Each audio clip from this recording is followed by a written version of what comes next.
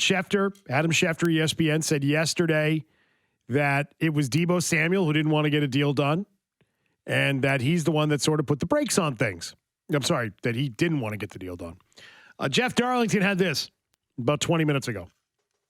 Breaking news. I just spoke to wide receiver Deebo Samuel, and he told me that he has asked the 49ers to trade him. He did not want to discuss specific reasons behind his request, but he has indeed let the 49ers know his desire to leave the organization.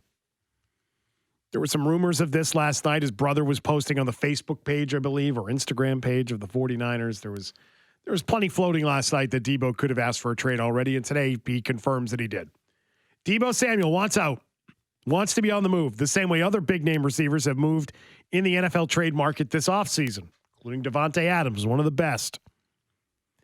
If you are the New England Patriots, and with the 21st overall pick, you could ship it to old friend Kyle Shanahan for Deebo Samuel, do you make that move? Yeah, I would. Look at the board. Is the receiver you're going to take at 21, if that's what you want to do with that pick. Or forget receiver. Is the player you take at 21 going to be better than Deebo Samuel? And outside of, 2 or 3 guys really falling, and I mean really falling, 15-plus picks, I don't think that's going to be the case. The other thing, Ian Rappaport just put this out. Money is not the root of the issues for Deebo Samuel. Otherwise, that could be fixed with a big offer, but there are also issues with how he's used. It doesn't sound like he's trying to top Tyreek Hill, right? I would think based on that report. Now, maybe he is, but that makes it sound like there is somewhat of a reasonable contract in store. If you can get him, and you're not going to have to give him a record-breaking contract, again, who are you taking at 21 who's going to have more of an impact than that? We've talked about the beauty of last year's Patriots draft class, among other things, but I think the biggest thing from that class, they got immediate impact players. And that's what they need to do again this year. There's nobody they're taking at 21. There's some good players on the board at 21. None of them are making the impact year one, day one that Deebo Samuel would make. Yeah, none of them are making the impact in Mac Jones' growth that Deebo Samuel, who led the league in yards per reception, could make. The only thing, would I do it if I were them? I would, but will they do it? I don't think they will, because even if Deebo Samuel doesn't want the money that Tyreek Hill got or that Devontae Adams got, do you guys know that Nelson Aguilar's contract at $11 million a year is still like the most AAV they've paid a receiver? Like, they've just never paid anybody like $20 million a year at that position. And that's the thing. If it were just the pick, I'd be like, yeah, they'll do it.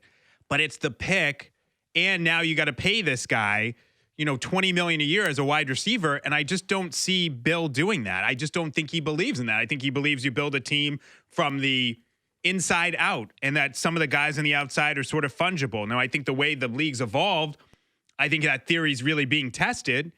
But I still think that's what he sort of believes at his core. And as much as he likes this player, do you think he would pay this guy $18, $19, $20 million a year? It's going to have to be north of $20 million a year to get a deal done. It's almost double what they've done on AAV for a receiver. Yeah. So if you're asking me what's the smart move is to give up 21, get the player, if that's enough to get him, and sign him to a deal of $20 million or more per year. Deebo Samuel is probably not thrilled with the fact that it doesn't look like San Francisco has their quarterback situation figured out. Last year was apparently the final year of Jimmy Garoppolo in San Francisco. I would question whether or not it truly was, and if Jimmy has a chance to stay there and play it out, because Trey Lance is apparently not ready, and Deebo Samuel has a much better understanding of where Trey Lance is at than any of us.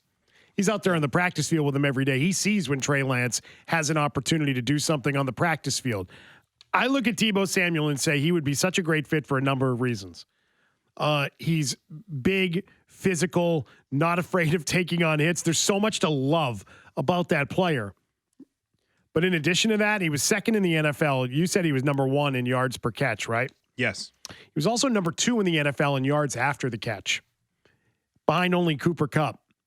And so you get the ball into his hands and he makes things happen after the catch, which I think is going to be really important for the growth of Mac Jones, right? He's just sort of baby stepping forward. Yeah. Having a guy who gets the ball and then makes something happen with it after the catch could be huge for this offense.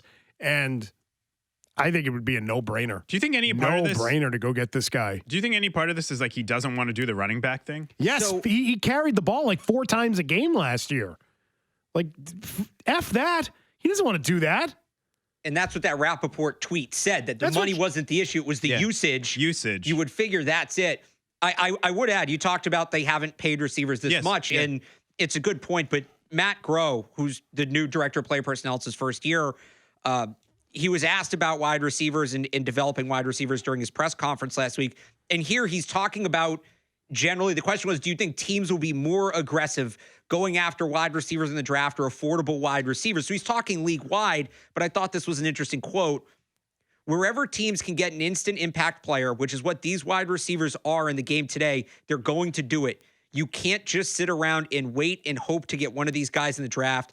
You've got to be proactive about going to get one of them. So while you're not wrong in everything you said about them not paying wide receivers, that's the director of player personnel kind of going away from what the company line has been for a couple years That's now, at true. least. Yeah, which is draft Jacoby Myers and wait 4 years for him to be what he is. But do we know he wasn't referring to them going to get Devontae Parker? Like in their mind, that might be like they might have done it. They might have gone out and got that guy with Devontae Parker. And I just look at, yes, I mean, Groh might feel that way, but does Bill feel that way? Because if Bill doesn't feel that way, they're not going to do it. Right. Right. I mean, maybe Deebo Samuel's that special player. He would make, I mean, look, I've always said this. When Bill says, I do what's in the best interest of the team, that's a catch-all for like, don't pin me down to anything, right? And I get that. He will change direction, on a dime if he thinks it's the best thing for the team. It's just that now for so long, they haven't really valued that position the way other people in the NFL have. This would be a major departure. I would love it. Like if they're going to do it, like I'm all in. I'd be excited. I'd be excited to do it for this player. I just question whether they're willing to pay. Like if anyone trading for this guy has already made up their mind, we're going to give him this contract and we're okay with it. And I just don't know if they'd be okay with it. They need to start being okay with that, is what I think they need to start doing.